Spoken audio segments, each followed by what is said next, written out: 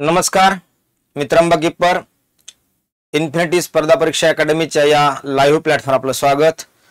TAT शिक्षक पात्रता परीक्षा 2024 आपण मागील प्रश्नाचं सखोल विश्लेषण म्हणजे PYQ 2021 ते 13। ओके, आपला सेक्शन आहे परिसर अभ्यास, आपला भाग आहे 5वा। ओके, आणि या PYQ चा फायदा म्हणजे लक्षात ठेवा, या PYQ मुळे आपल्याला अशाच प्रकारचे प्रश्न म्हणजे येणाऱ्या भविष्यामध्ये एग्जाम मध्ये होणाऱ्या येऊ शकतात। ओके, तर मित्रांनो आपल्यासाठी गुड न्यूज आहे, आणि ती गुड न्यूज अशी आहे, आपल्या एग्जामला जवळपास 60 दिवसापेक्षा कमी कालावधी आहे आणि घाबरून जायचं नाही। PYQ YouTube ला तुम्हाला अकॅडमी प्रोव्हाइड करते। TET 2024 पेपर पहिला आणि दुसरा यासाठी ऑनलाईन लक्षात ठेवा आपण live plus record batch launch केलेली आहे। ऍडमिशन सुरू झालेत मित्रांनो, आणि एकदम माफक दरामध्ये फी आहे। आमचं हे इन्फिनिटी स्पर्धा परीक्षा ऍप डाउनलोड करा, इन्फिनिटी नावा स्पर्धा परीक्षाचे टेलिग्राम चॅनल जॉईन करा, आणि काही क्युरी असू द्या 922601 8181 नंबरला फोन करा। हे का बॅचचं नाव आहे गुरु बॅच, आणि घेणारे सगळे शिक्षक वृंदे लक्षात ठेवा गुरुच आहेत आपल्या। ओके, सगळे हे विषयाचे लक्षात ठेवा, वेटेज नुसार एक्सपर्ट लोक आहेत, त्यामुळे घाबरू नका, नक्की बॅच जॉईन करा, याचा आपल्याला नक्की फायदा होईल।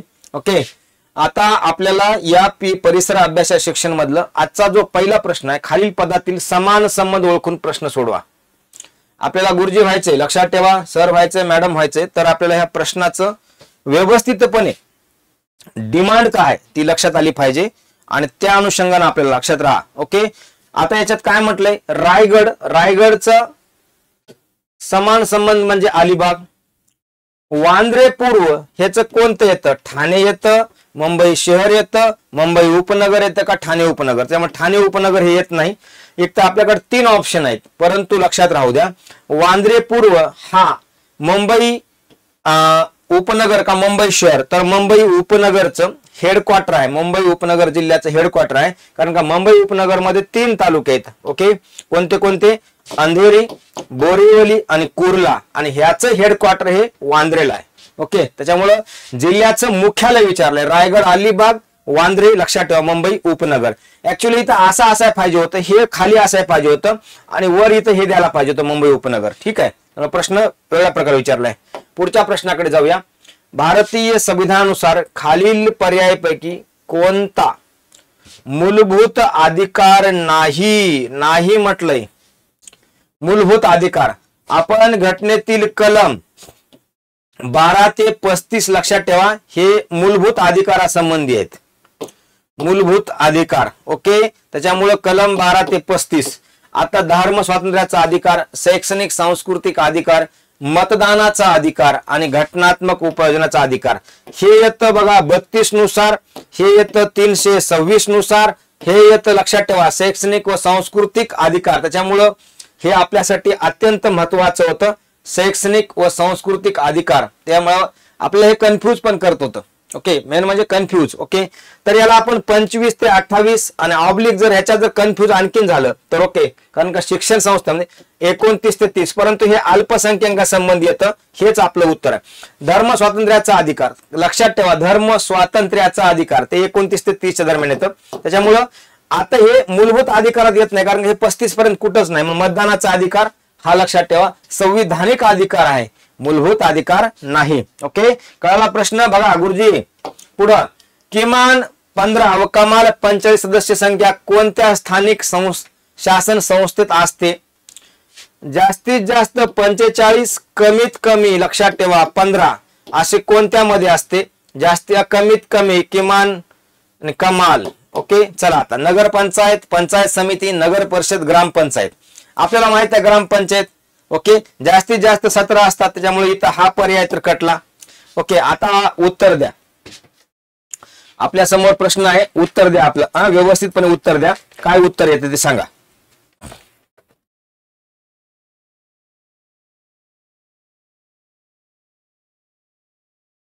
सांगा उत्तर।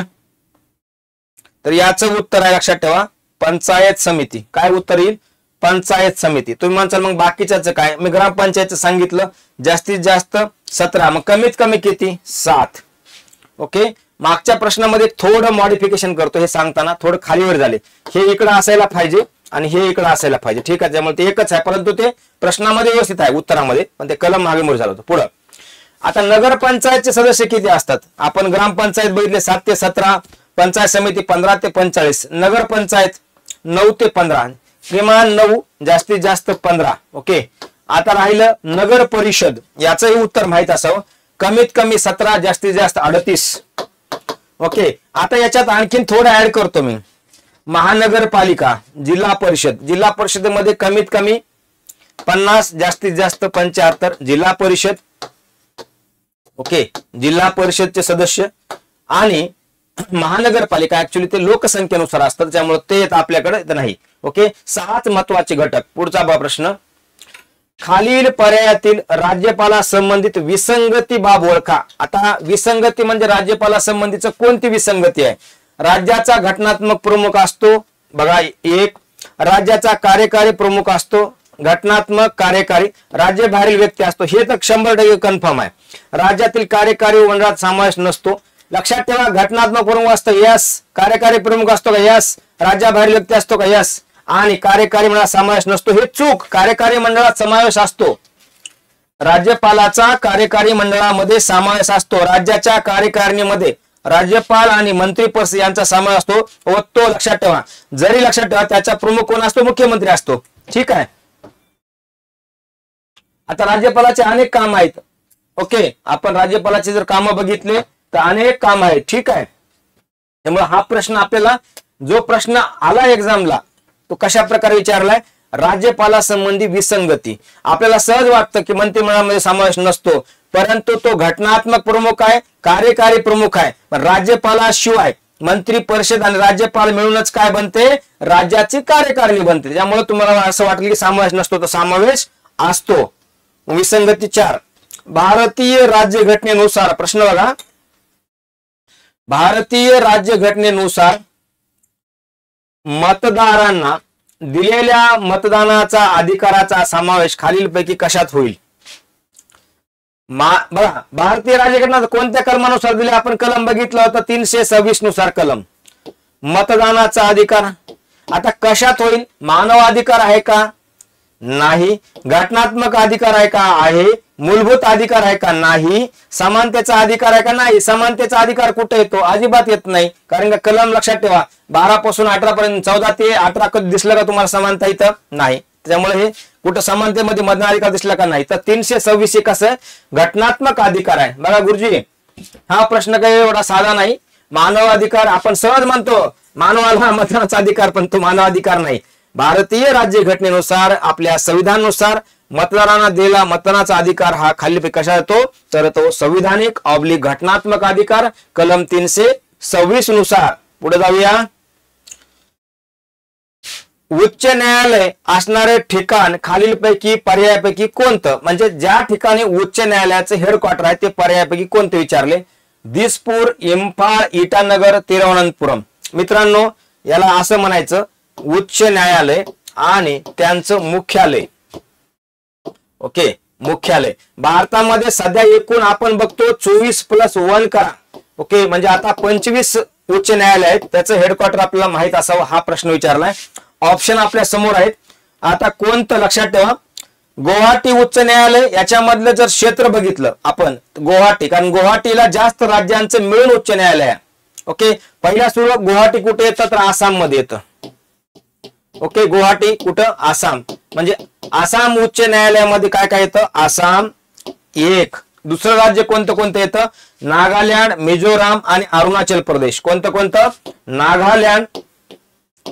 नागालँड, मिझोराम आणि अरुणाचल प्रदेश. ऍक्च्युली ह्याचा अरुणाचल प्रदेश, ह्या प्रश्नाचं उत्तर असं आहे, भारतामध्ये पूर्वी 21च उच्च न्यायालय होते, नंतर 3 ऍड केले, आता नंतर 1 ऍड केले, म्हणून झाले 25. आता प्रश्न कसा बघा, गुवाहाटी उच्च न्यायालय लक्षात ठेवा. ओके, आता हे काय म्हणतं, आपण जर बघितलं दिसपूर, इम्फाळ, इटानगर आणि तिरुवनंतपुरम.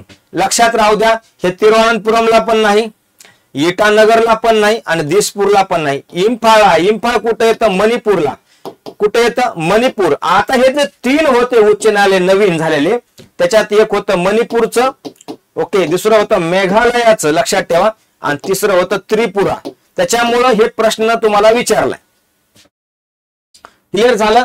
आता हे दिसपूर येतं नागालँड मध्ये. ओके. इम्फाळ लक्षात ठेवा, मणिपूर आपण सांगितलं. इटानगर येतं अरुणाचल प्रदेश मध्ये.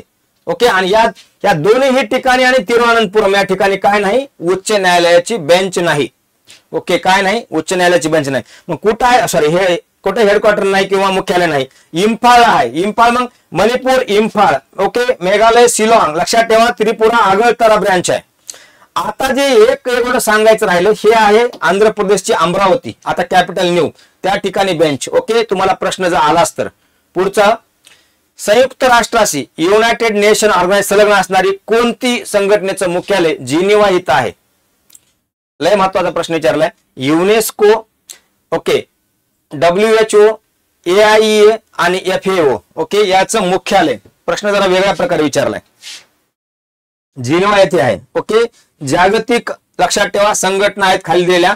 युनेस्कोचं हेडक्वार्टर कुठं आहे? लक्षात ठेवा हे पॅरिसला आहे. त्याच्यामुळं हा तर पर्याय कटला. ओके. लक्षात ठेवा हा तर पर्याय कटला. आता याच्यामध्ये हे पण पर्याय कटतात. अणु ऊर्जा आयोग आणि FAO. फक्त जागतिक आरोग्य संघटना ज्याची स्थापना 7 एप्रिल 1948 ला आणि याचं हेडक्वार्टर कुठं आहे? जिनिव्हा या ठिकाणी. लक्षात ठेवा स्वित्झर्लंड मध्ये. कुठं आहे? जिनिव्हा स्वित्झर्लंड या ठिकाणी आहे. ओके. आणि हा जो 7 एप्रिल दिवस आहे लक्षात ठेवा 7 एप्रिल हा दिवस जागतिक आरोग्य दिवस म्हणून साजरा करतो. जागतिक आरोग्य दिवस. आणि हे मागच्या कोविड पासून जागतिक आरोग्य संघटना न्यूज मध्ये आहे. मागच्याच आठवड्यामध्ये मंकी पॉक्सला ओके आता हेल्थ इमर्जन्सी डिक्लेअर करायची वेळ आली आहे. ओके. पाकिस्तानमध्ये आफ्रिका खंडामध्ये पर्टिक्युलरली आपल्या आशियामधलं पाकिस्तान इथं थैमान घातले आणि भारतामध्ये एक रुग्ण सापडलाय. ते लक्षात ठेवा संशयास्पद रुग्ण. ठीक आहे. पुढं जिल्हा परिषद कामकाज संबंधी योग्य विधान ओळखा किंवा पर्याय ओळखा. जिल्हा परिषद पंचायत राज सिस्टम मधल्या 3 टायर आहेत. कोणतं? जिल्हा परिषद. लक्षात ठेवा पंचायत समिती आणि ग्रामपंचायत. पंचायत समिती आणि खालचा आहे ग्रामपंचायत. ओके. ग्रामपंचायत या 3 टायर मधला प्रश्न आहे. 1 2 3. आपल्याला प्रश्न काय विचारला बघा. जिल्हा परिषद कामकाज संबंधी योग्य विधान दुसरा पर्याय कोणता? ऑप्शन आहेत वाचा. पर्याय बघा. योग्य म्हणते जिल्हा परिषदेची सदस्य संख्या ही किमान 50 असते. यास आपण सुरुवातीलाच बघितलं. ओके. किमान सदस्य संख्या 50 जास्त 75 आपण बघितलं होतं. जास्त किती असते? 75. मग हे तर विधान बरोबर आहे. उदाहरणार्थ खालचं काय चूक आहे? जिल्ह्यातील सर्व पंचायत समिती सभापती जिल्हा परिषद सदस्य नसतात. हे चूक असतात. अध्यक्षपदी असलेल्या महिलेविरुद्ध अविश्वास ठरावासाठी एक सदस्य पाठिंबा असावा लागतो. हे पण चूक. जिल्हा परिषद उपाध्यक्ष स्थायी समितीचा परिषद अध्यक्ष असतो. हा पण चूक. अध्यक्ष असतो. ठीक आहे. पुढं पुढचं बघा. जिल्हा परिषदेच्या कामकाज संबंधी योग्य विधान दर्शवणार पर्याय. ओके. आताच मागच्या याच्यामध्ये झालं तर क्लिअर. आपण जिल्हा परिषद संख्या किमान 50 असते. त्याच्यामुळे हे चुकलं. 60 नाही. जिल्ह्यातील सर्व पंचायत समित्याचे सभापती जिल्हा परिषद सदस्य असतात. बरोबर. जिल्हा परिषद निवडणुकीसाठी उमेदवाराचं वय किमान 25 वर्ष असलं पाहिजे. चूक. 21 वर्ष असलं तरी निवडणूक लढवू शकतो. किती? 21 वर्ष. त्याच्यामुळे हे चूक. ओके. याच्यानंतर पुढे महत्वाचं जिल्हा परिषदचे उपाध्यक्ष स्थायी समितीचा पदसिद्ध सभापती किंवा अध्यक्ष असतो. तर हे वाक्य चूक. लक्षात ठेवा हे वाक्य चूक. तर मग आता बरोबर कोणतं येईल? आपण लिहिलं होतं हे. ओके. लक्षात ठेवा जिल्हा परिषदेच्या स्थायी समितीचा अध्यक्ष हा जिल्हा परिषदचा अध्यक्ष असतो. जिल्हा परिषदचा अध्यक्ष हा स्थायी समितीचा अध्यक्ष असतो. ओके. त्यामुळे हे लक्षात ठेवा कोणत्याही ग्रामपंचायत पंचायत समिती आणि जिल्हा परिषद निवडणुकीला उभं राहण्यासाठी ह्या वयाची म्हणजे जिल्हा परिषद निवडणुकीसाठी उमेदवाराचं वय 21 वर्ष हे परीक्षेला येतं. भारतीय राज्य घटनेतील मूलभूत अधिकार खालीलपैकी कोणते? प्रश्न व्यवस्थितपणे विचारलाय. 12 पासून 35 पर्यंत घटनेतील ज्या कलम आहेत आर्टिकल अनुच्छेद हे आहेत मूलभूत अधिकार. आपल्याला विचारले right to information, right to vote, घटनात्मक उपअधिकार, मानव अधिकार. लक्षात राहू द्या माहितीचा अधिकार ज्याला आपण RTI म्हणू किंवा राईट टू इन्फॉर्मेशन हे घटनात्मक अधिकार नाही. मतदानाचा अधिकार घटनेत उल्लेख आहे 326 कलम मध्ये परंतु हे मतदानाचा अधिकार मूलभूत अधिकार नाही.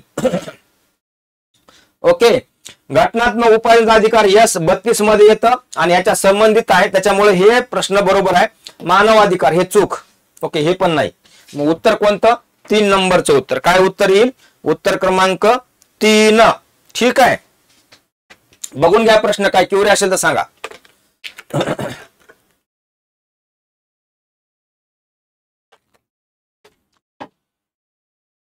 पुढचा प्रश्न उच्च न्यायालयासंबंधी ठिकाण आलं बघा. परत मी मागचा जो सांगितला होता याच्या अगोदरचा प्रश्न, त्याच अनुषंगाने हा महत्वाचा प्रश्न आहे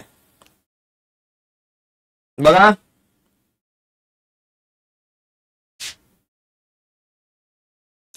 बघा प्रश्न, उच्च न्यायालयात असणारे ठिकाण खालील पर्यायापैकी कोणतं?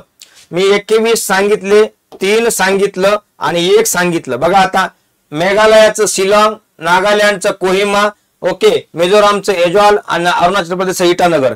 एवढ्यापैकी उच्च न्यायालयाचं ठिकाण कुठं आहे?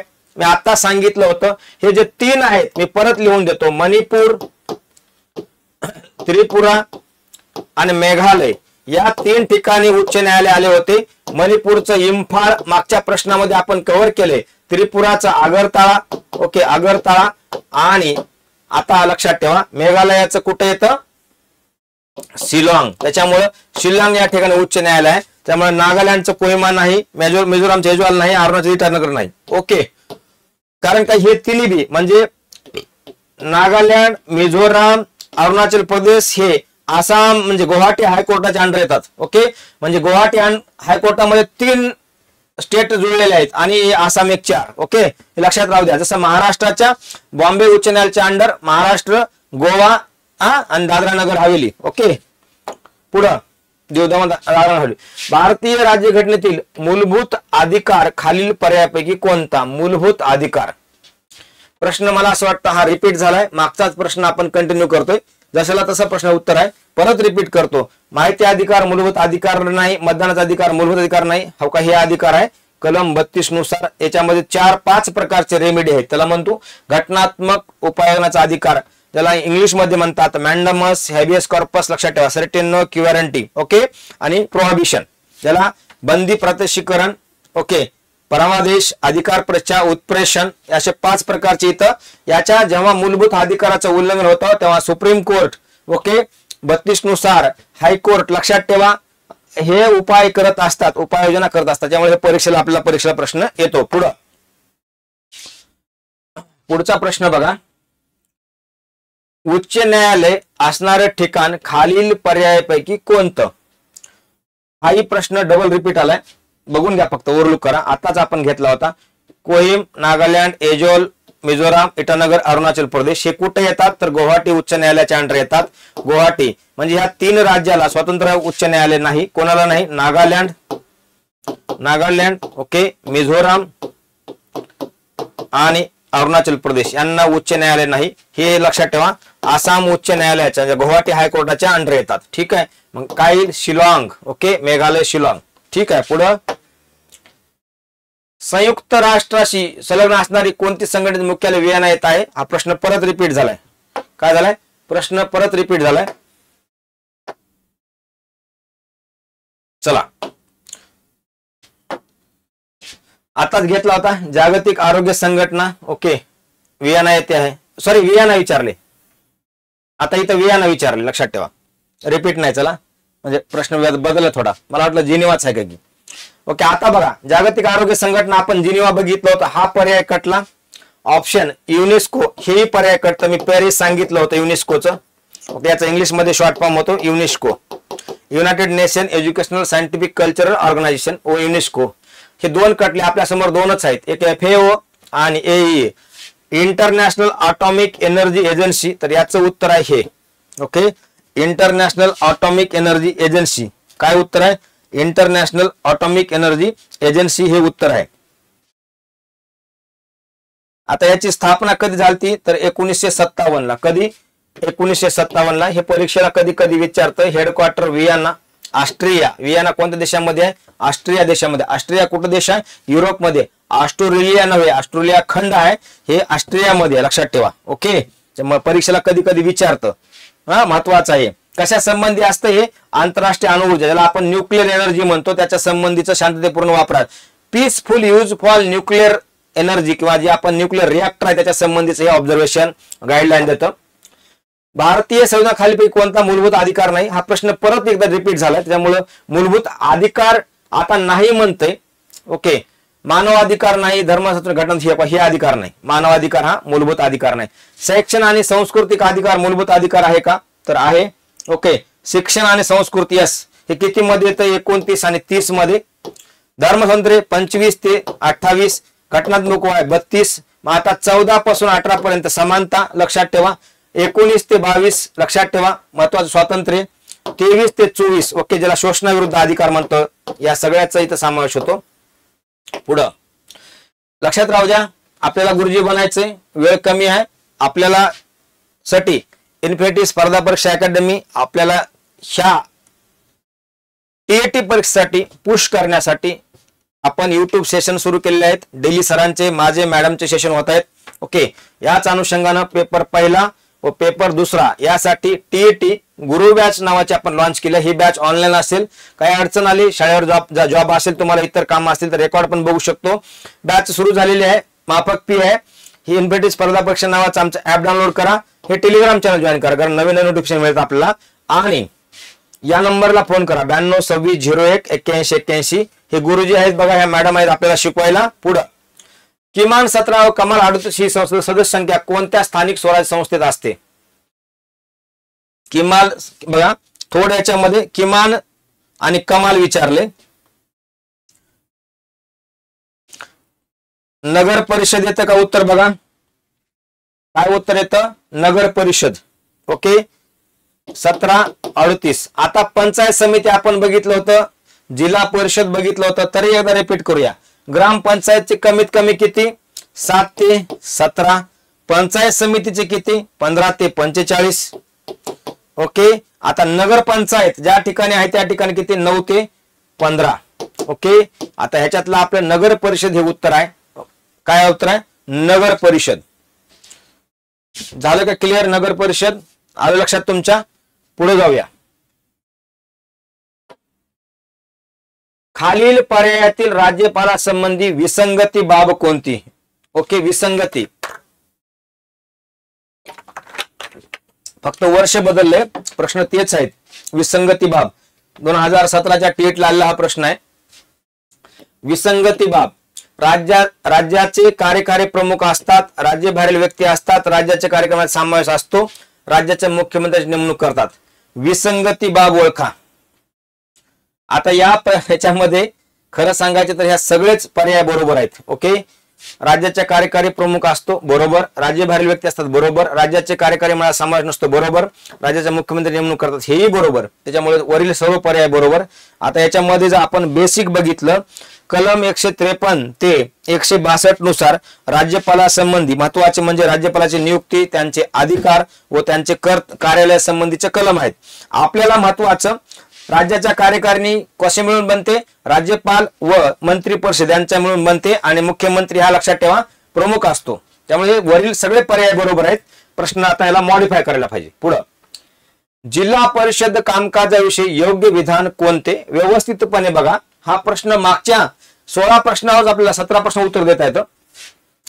जिल्हा परिषद सदस्य संख्या ही कमाल, इथंच आपल्याला कळतं कमाल किती असावं लागते. आता आपण बघितलं होतं जिल्हा परिषदच्या सदस्य संख्याची कमाल किती असावं लागतं. ओके, सांगा बरं, कमीत कमी किती? 50. आणि जास्तीत जास्त किती? हे उत्तर घेतलं होतं आपण. जास्तीत जास्त किती? 75. त्याच्यामुळे 75 इथं उत्तर पाहिजे, आणि कमीत कमी 50. त्याच्यामुळे योग्य विधान हे चुकलं. जिल्हा परिषदेसाठी निवडणुकीसाठी किमान वय 25 हे बी चुकलं, इथं 21 असायला पाहिजे. लोकसभा आणि विधानसभेसाठी वय वर्ष कमीत कमी 25, राज्यसभेसाठी 30. हे लक्षात राहू द्या ह्या गोष्टी. जिल्हा परिषद अध्यक्ष स्थायी समितीचा पदसिद्ध अध्यक्ष असतो. मित्रांनो एकदम ऑथेंटिक बरोबर. जिल्ह्यातील सर्व पंचायत समितीचे सभापती जिल्हा परिषद सभापती नसतात, चूक असतात. हे चूक, हे चूक, हे चूक, हे बरोबर. असतात इथंच क्लिअर करून घ्या, असतात. लक्षात ठेवा, जिल्हा परिषदेवर प्रश्न आला तर स्थायी समितीवर प्रश्न येऊ शकतो, सभापती कोण असतो? तो जिल्हा परिषदचा अध्यक्ष असतो. आणि आपल्या माहितीसाठी जिल्हा परिषदेच्या अध्यक्षाला राज्यमंत्र्याचा दर्जा असतो. कशाचा? राज्यमंत्र्याचा दर्जा असतो. याच्यासाठी आपल्याला तिन्ही कमिट्या माहित पाहिजे. कोणती? केंद्राच्या जर बघितलं आपण लक्षात ठेवा तिन्ही कमिट्या, बलवंतराव मेहता कमिटी, अशोक मेहता कमिटी. आणि महाराष्ट्र संबंधी जर बघितले आपण तर कोणती सांगा? वसंतराव नाईक कमिटी का? हो, बाबूराव काळे कमिटी, भोगीरवार कमिटी. ह्या सगळ्या कमिटी आपल्याला माहित असाव्या. पुढं, भारतीय राज्यघटनेतील सर्वात महत्वाचा मूलभूत अधिकार कोणता? हा प्रश्न लय इम्पॉर्टंट विचारला. सर्वात महत्वाचा कोणता? बघा, राज्यघटनेतील सर्वात महत्वाचा मूलभूत अधिकार. परत एकदा रिपीट करतो, घटनेतील कलम 12 ते 35 पर्यंत मूलभूत अधिकार आहेत. पहिल्या सुरू हे क्लिअर करा. याच्यापैकी खर तर माहितीचा अधिकार हा मूलभूत अधिकारच नाही. ओके, त्याच्यात कुठं हा कुठं येतो? एक तर कलम 19 अंतर्गत, इनहरंट, इम्प्लिसिट किंवा 21 अंतर्गत. ओके, पण असा प्युअर कुठं उल्लेख आहे का? नाही. समानतेचा अधिकारचा उल्लेख आहे. आपण बघतो कलम 14 पासून 15 आहे, 16 आहे, 17 आहे, 18 आहे. ओके, धर्म स्वातंत्र्याचं कलम आपण बघितलं होतं. यस आहे, त्याच्यामुळे त्याचं काही नाही. घटनात्मक उपाययोजना 32 आपण आता धर्म स्वातंत्र्याचं कलम बघितलं होतं बघा. ओके, प्रत्येक व्यक्तीला धार्मिक स्वातंत्र्य जे आहे का धर्म स्वातंत्र्य? यस, 25 पासून 28 पर्यंत आहे. माहितीचा अधिकार खरंच आहे का? नाही, कारण का माहितीचा अधिकार नाही त्याच्यामध्ये येत. ओके, आपल्याकडे आता जर आपण बेसिक बघितलं सगळ्यात महत्वाचा कोणता, मग आता कोणते कोणते आहेत? 12 पासून जर आपण डिवायडेशन केलं उदाहरणामध्ये 12 ते 18 नाही, 14 ते 18 समानता, 19 ते 22 स्वातंत्र्य, 23 ते 24 शोषणाविरुद्ध, 25 ते 28 धार्मिक स्वातंत्र्य. ओके, धार्मिक स्वातंत्र्य, शोषण. आणि 29 ते 30 लक्षात ठेवा शैक्षणिक, सांस्कृतिक. ओके, आणि कलम लक्षात ठेवा 31 ते 32 किंवा 35 पकडा, याच्यामधलं जे 32 आहे हे लक्षात ठेवा. सगळ्यात महत्वाचं म्हणून याला म्हणायचं घटनात्मक उपाययोजना. जेव्हा एखादं कार्यकारी मंडळ, देशाचा पंतप्रधान असू द्या कोणी, आपले जेव्हा एखाद्या कुणाकडून आपल्या अचानकपणे इमर्जन्सी लागली किंवा घटनात्मक अधिकाराचं उल्लंघन झालं तर घटनेतील कोणतं कलम? तर लक्षात ठेवा अत्यंत महत्वाचं हे कलम आहे, कारण आपले मूलभूत अधिकार वापस या कलमानुसार हायकोर्टाच्या मार्फत सुप्रीम कोर्टामध्ये मिळू शकतात. पुढं, उच्च न्यायालय असणारे ठिकाण खालीलपैकी कोणतं? आता बघा प्रश्न बदललाय. तुम्ही म्हणता तेच दिसतंय, नाही, इथं आगरताळा आहे. पहिल्यामध्ये एकात होतं इम्फाळ, दुसऱ्यामध्ये होतं शिलॉंग, आता आगरताळा विचारले. नागालँड. ओके, दिसपूर विचारले, आसाम मधला आहे. ओके, आसाम. एजॉल, मिझोराम. ओके मित्रांनो, 3 झाले. इथे एक अरुणाचल प्रदेश ऍड करतो. या 4ही राज्याचं मिळून एकच हायकोर्ट आहे, त्याचं नाव आहे गुवाहाटी. गुवाहाटी हायकोर्ट. ओके, ह्या 4 राज्याचं मिळून, त्याच्यामुळे हे प्रश्न इथे येतच नाही. आगरताळा हे कशाचं आताच घेतलं होतं? त्रिपुराची, लक्षात ठेवा त्रिपुरा राज्याचं, त्यामुळे हे उत्तर आहे. ठीक आहे, आगरताळा. काय उत्तर आहे? आगरताळा. ठीक आहे, आलं लक्षात. पुढे जाऊया. संयुक्त राष्ट्राची युनेस्को सलग असणारी कोणत्या संघाचं किंवा संघटनेचं मुख्यालय पॅरिस येथे आहे? मागच्या प्रश्नाचं उत्तर दिलेलं, तर हे पॅरिस येथे कोणतं आहे? बघा, WHO चं आपण आताच बघितलं होतं 1948 जिनेवा. ओके, याचंही बघितलं होतं आपण वियाना 1957. आता ह्या 2 आहेत, फूड अँड ऍग्रीकल्चर ऑर्गनायझेशन आणि युनेस्को. मी सांगितलं होतं मित्रांनो तुम्हाला याच PYQ सेशन मध्ये युनेस्कोचं हेडक्वार्टर आहे पॅरिस मध्ये. कुठं आहे? पॅरिस मध्ये. आणि आपल्यासाठी 16 नोव्हेंबर 1945 ला युनेस्कोची स्थापना झाली होती. ओके, पॅरिस हेडक्वार्टर आहे. ओके, पॅरिस मध्ये. आता आपल्याला ह्या प्रश्न 2 ते 3 वेळा आला ह्याच सेशन मध्ये. तुम्हाला क्ल्यू देतो. पहिल्या सुरू विचारलं WHO, दुसऱ्यांदा विचारलं AIEA आंतरराष्ट्रीय अणु ऊर्जा आयोग, तिसऱ्यांदा विचारलं युनेस्को. त्याच्यामुळे तुमच्या लक्षात येईल की प्रश्न कशा प्रकारचे आपल्याला परिसर अभ्यासावर आलेत. ओके, पुढे जाऊया. भारतीय राष्ट्रध्वजाखालील पर्यायातील कोणतं वैशिष्ट्य आहे? राष्ट्रध्वज.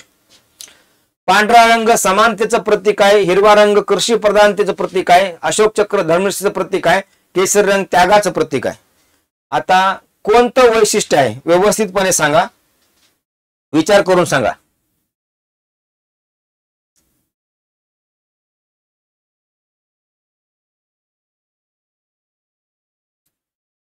पांढरा रंग समानतेचं प्रतीक आहे का? हिरवा रंग कशाचं प्रतीक आहे? बघा, हिरवा रंग समृद्धीचं प्रतीक आहे, समृद्धी. ओके. पांढरा रंग कशाचं प्रतीक आहे? आपण जर बघितलं धैर्य. ओके. पांढरा रंग कशाचं प्रतीक आहे? सत्य, शांती आणि पवित्रता. सत्य, शांती किंवा शांतता आणि पवित्रता. अशोक चक्र म्हटले बघा, अशोक चक्र काय? पांढऱ्या ध्वजावर पट्ट्या, गडद निळ्या रंगाचा आहे, बरोबर आहे. पांढऱ्या पट्टीवर गडद रंगाचा आहे. धर्मेशचं प्रतीक आहे का? केसरी रंग त्यागाचं प्रतीक आहे. एवढ्यापैकी कोणतं वैशिष्ट्य आहे? की एकच वैशिष्ट्य आहे, हे त्यागाचं प्रतीक. लक्षात ठेवा, याला एक शब्द आणखीन जोडतो. केसरी रंग हा धैर्य व त्यागाचं प्रतीक आहे. कसं? धैर्य व त्यागाचं. हिरवा रंग समृद्धीचं प्रतीक आहे, त्यामुळे हे चुकलं. पांढरा रंग सत्य, शांतता व पवित्रतेचं प्रतीक आहे, हे चुकलं. अशोक चक्र धर्मेशचं प्रतीक. याच्यामध्ये थोडं 24 बघा, किती त्याच्यामध्ये हे आरे आहेत, आपल्या आरे आहेत, आपल्या परीक्षेला येतं. मला सांगा तुम्ही किती आरे आहेत ते, आणि त्याच्यानुसार आपण याच्यात बोलूया. ओके. कारण किती आरे आहेत जर आपल्याला कळालं तर लक्षात येईल तुमच्या. कारण का, आपला राष्ट्रध्वज 22 जुलै 1927 ला स्वीकारला होता. ओके. बैठकीमध्ये स्वीकारला झाला. आता राष्ट्रध्वज हिंदीमध्ये तिरंगा म्हणून येतो, त्यात 3 रंग आहेत, बरोबर आहे. मध्यभागी अशोक चक्र आहे. चला, अशोक चक्र जर आपण बघितलं, ध्वजाच्या पांढऱ्या पट्टीवर गडद निळ्या रंगात असतं. धर्माचे चित्रण म्हणून अशोक चक्र निवडलेलं गेलं, बरोबर आहे का? परंतु त्याच्यामध्ये जर समजा हे पांढऱ्या ह्याच्यावर हे जे चक्र आहे, लक्षात ठेवा, असं जे चक्र आहे, आपण जर बघितलं पूर्ण किती आरे आहेत ते बी सांगा, आणि ते कशाचं प्रतीक आहे तुम्हाला मी अभ्यास देतो. हे परीक्षेला कधी कधी विचारतं. ठीक आहे. पुढं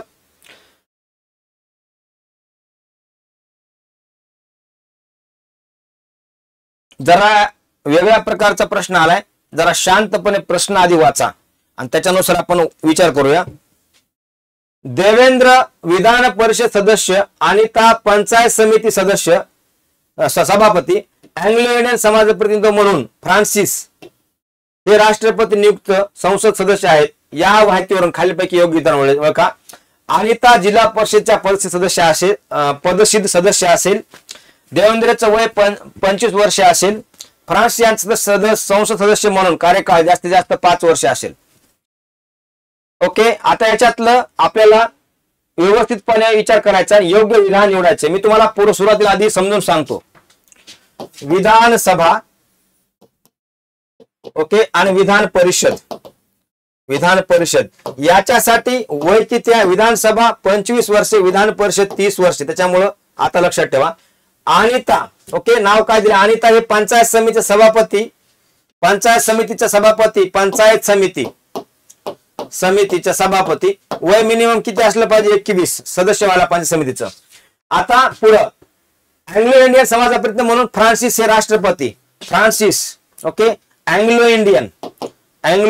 ऍक्च्युली आता हा इथून पुढे प्रश्न येणार नाही, अँग्लो इंडियनचं प्रतिनिधित्व काढून टाकलं.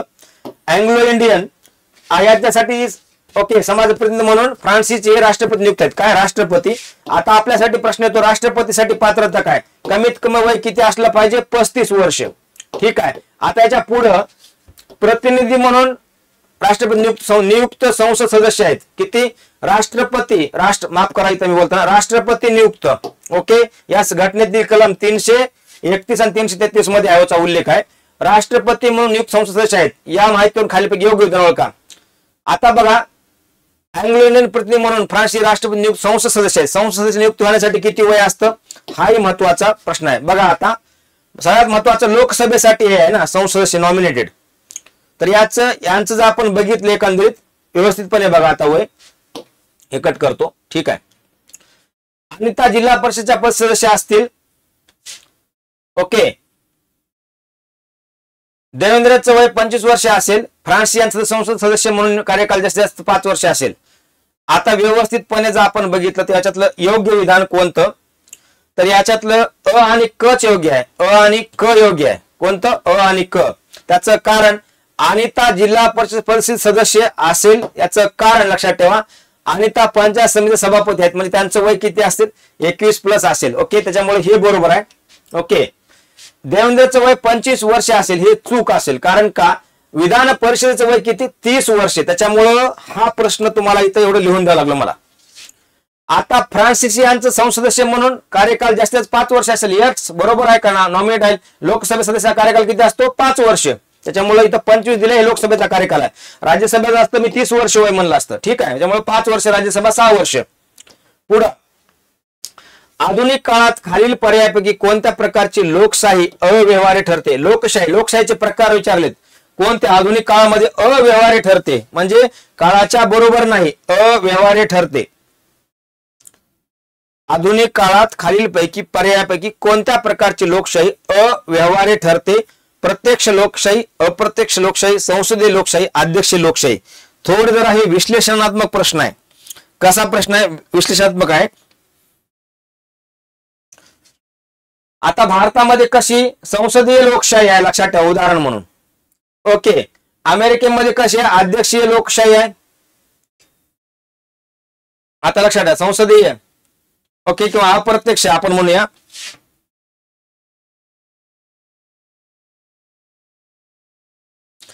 आपल्याकडे तर मी तर म्हणेल अप्रत्यक्ष लोकशाहीचा संसदीय हे प्रकार आहे, त्यामुळे दोन्ही प्रकारचा मिक्स दिसतं आपल्यामध्ये. चला, हे अमेरिकेमध्ये खालचं. मग प्रत्यक्ष लोकशाही ही डेंजर आहे म्हणून ती अव्यवहार्य ठरते. त्याचं कारण समजून घेऊया. कारण का, जर मोठी लोकसंख्या असेल, जटिल मुद्दे असतील, वेळ व खर्च होतो, आणि इतर पर्यायामध्ये बघितलं आपण. प्रत्यक्ष लोकशाही म्हणजे काय? नागरिक थेट राजकीय निर्णय घेतात. आधुनिक काळात ही प्रत्यक्ष लोकशाही व्यावहारिकदृष्ट्या अव्यवहार्य आहे. बरोबर नाही. त्याचं कारण मोठी लोकसंख्या, जटिल मुद्दे, ओके, आणि इतर वेळ व खर्च, ह्या सगळ्या. मोठी लोकसंख्या म्हणजे मोठ्या लोकसंख्येच्या देशात प्रत्यक्ष लोकशाही राबवणं कठीण व अव्यवहार्य होतं. मग तुम्ही म्हणता आपल्याकडे कसं अप्रत्यक्ष लोकशाही, संसदीय लोकशाही? त्याचं कारण सांगतो. आपण गावाच्या लेवलला गावचा कारभार पाहण्यासाठी ग्रामपंचायत सदस्य निवडतो. त्याच्या जर 4-5 गाव मिळून पंचायत समितीचा सदस्य निवडतो. 10-12 गाव मिळून जिल्हा परिषद सदस्य मिळतो. म्हणजे ग्रामपंचायत, तालुका लेवलला पंचायत समिती, जिल्हा परिषद. आता तालुक्यासाठी आमदार असतो, जिल्ह्यासाठी खासदार असतो. याला म्हणायचं अप्रत्यक्ष लोकशाही प्रतिनिधी. लक्षात ठेवा, संसदीय लोकशाहीचं हे एक मूळ आहे. अप्रत्यक्ष लोकशाही प्रकारचाच एक प्रकार आहे. कोणता? संसदीय लोकशाही. ओके, प्रतिनिधी संसदेत काम करतात आणि आपले प्रतिनिधी काम करतात, कायदा बनवतात. म्हणून आपण म्हणतो आमचे प्रतिनिधी कुठं झोपलेत का, आमच्या प्रतिनिधीचं लक्षच नाही. ओके, मतदारसंघावर लक्ष नाही. ठीक आहे, ही व्यवहारदृष्ट्या शक्य नाही. ओके, पुढं भारतीय राजमुद्रेवर खालीलपैकी कोणता प्राणी आहे? व्यवस्थितपणे रीड करा प्रश्न. भारतीय राजमुद्रेवर खालीलपैकी कोणता प्राणी आहे? ऑप्शन आहेत सिंह, घोडा, बैल. भारतीय राजकीय प्रतीकामुळे मूळ बघा स्तंभामध्ये काय भाग दिसतो बरं? 3 ऍक्च्युली जर बघितले तर सिंह, ऍक्च्युली तर किती 4 सिंह आहेत. किती? 4. पण प्रत्यक्ष आपल्याला किती दिसतात? 3च दिसतात. ओके, घोडा बघितला का आपण? जर आपण व्यवस्थितपणे रीड केला तर त्याच्या खाली काय? अशोक चक्र आहे. सिंहाच्या खाली अशोक चक्राच्या डाव्या बाजूला घोडा, डाव्या बाजूला काय? घोडा आहे, आणि उजव्या बाजूला काय? बैल आहे. आणि या खाली देवनागरीमध्ये लिपित लिहिले सत्यमेव जयते. कुठलं वाक्य आहे? कोणत्या उपनिषदामधलं वाक्य? लक्षात ठेवा, सत्यमेव जयते, मांडूक्य उपनिषद. ओके, त्याच्यामुळे लक्षात ठेवा तिन्ही बरोबर, अ, ब, क. परंतु सिंह किती आहेत? मूळ 4 दिसतात, 3 घोडा आणि बैल. ठीक आहे, आलं लक्षात.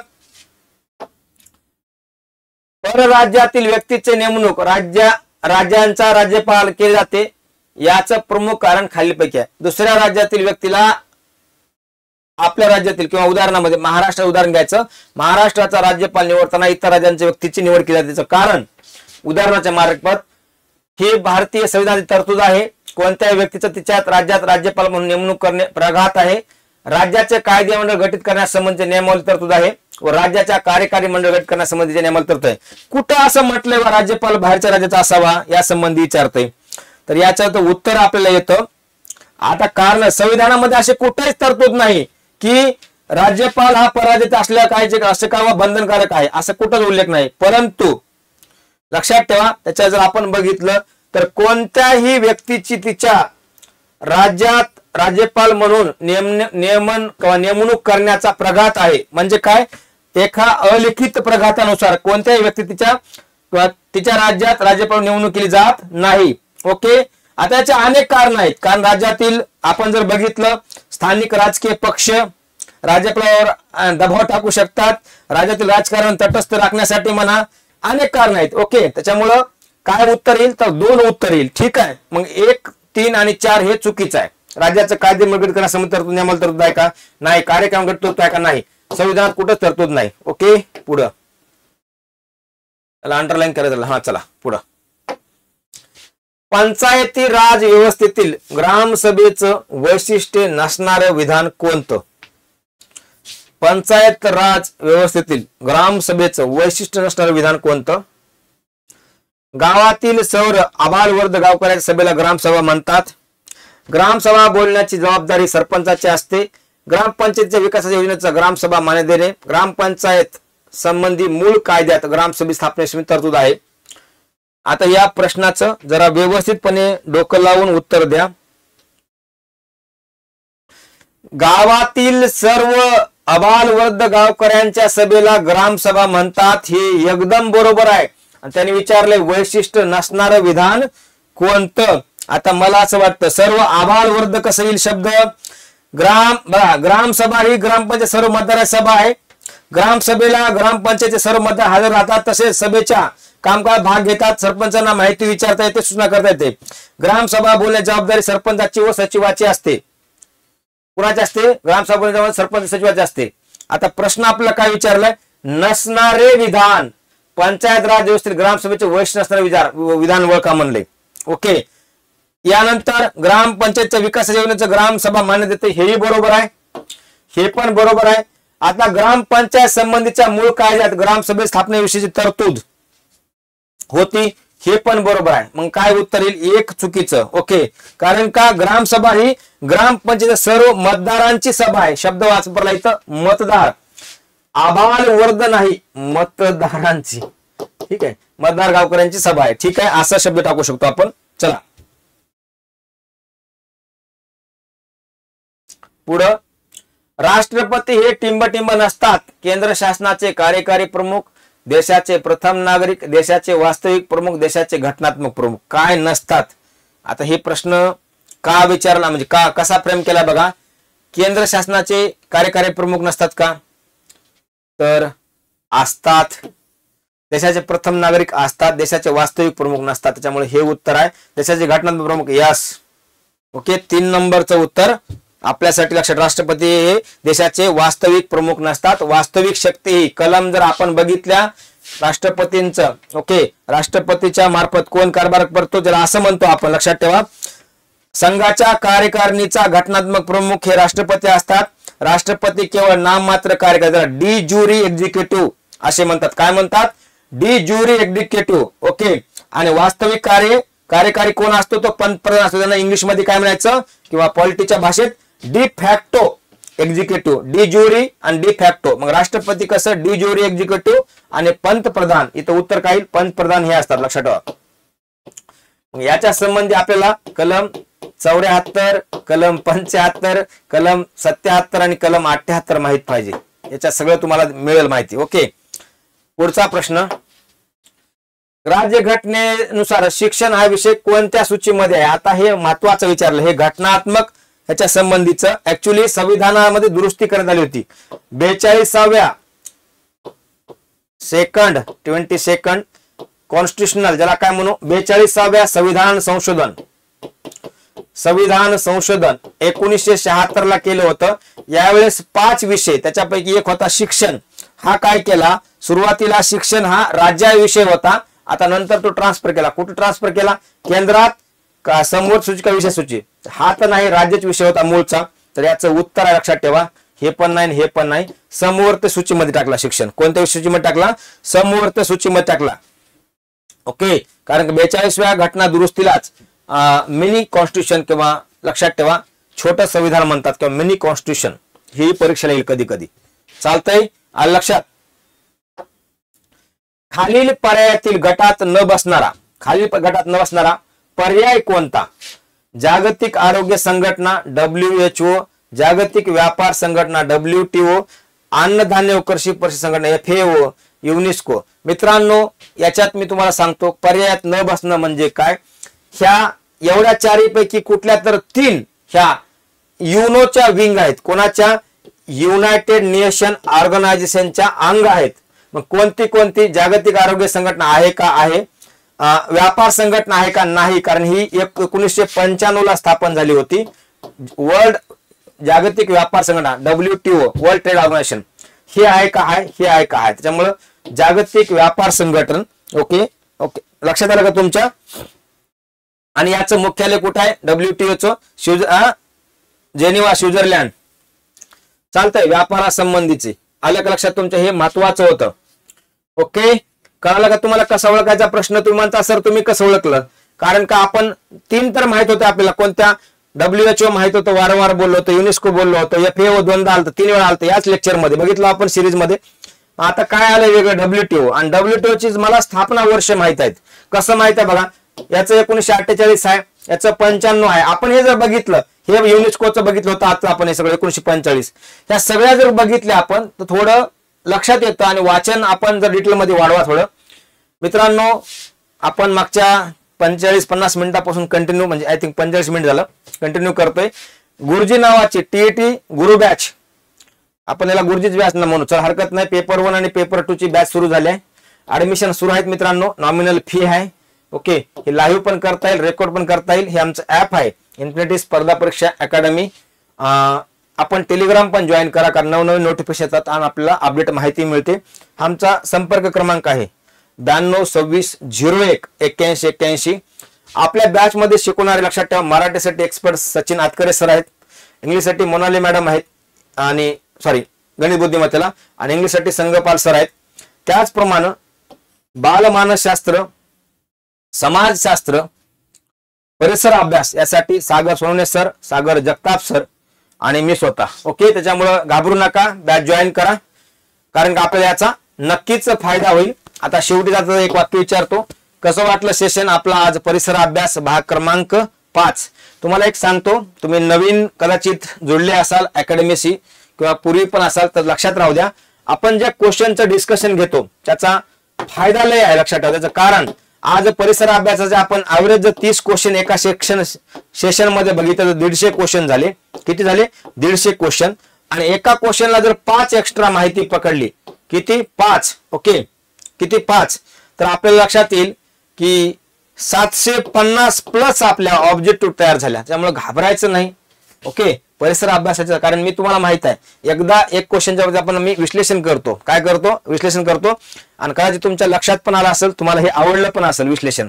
ठीक आहे, त्याच्यामुळं आपल्या एवढ्याच लक्षात ठेवा. याचप्रमाणे समाजशास्त्राचे आपण सेम. ओके, हे सेशन कंटिन्यू करूया. ओके, लक्षात राहू द्या, जवळपास 30 गुणिले 5 जर 150, आणि याला जर आपण 5 न गुणलं तर 750 प्लस या म्हणजे 1500 तुमच्या नुसता परिसर अभ्यास आणि समाजशास्त्राच्या म्हणजे तुम्हाला ऑब्जेक्टिव्ह ओके मी कव्हर केलेले आहेत. कसं वाटतं हे सेशन? कारण 5 आणि 5 10 आपले म्हणजे दोन्ही विषयाचे परिसर अभ्यासाचे 5 आणि समाजशास्त्राचे 5 सेशन झालेत. ओके, त्याच्यामुळे तुम्ही कमेंट नक्की करा, लेक्चरला लाईक करा मित्रांनो, कारण का आपण लाईक करणं अत्यंत गरजेचं आहे. लेक्चरला लाईक करा, त्याच्या खाली कमेंट करा, आपल्या मित्रांना शेअर करा.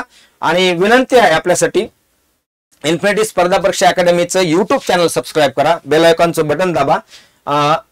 मला एक विनंती आहे, आपला युट्यूबचा सेशन बघितल्यानंतर विश्वास असेल तुम्ही लक्षात ठेवा, आणि विश्वास तुमचा आमच्यावर आहे, आमचा तुमच्यावर आहे. तुमच्या यशामध्ये नक्की ही गुरु बॅच पुश करेल आपल्याला. ओके, PYQच्या बेसिसवर क्वेश्चनचं लेवल पाहता, वेळ पाहता तुम्हाला पुश करणं गरजेचं आहे. या अनुषंगाने या बॅचचा आपल्याला नक्की फायदा होईल.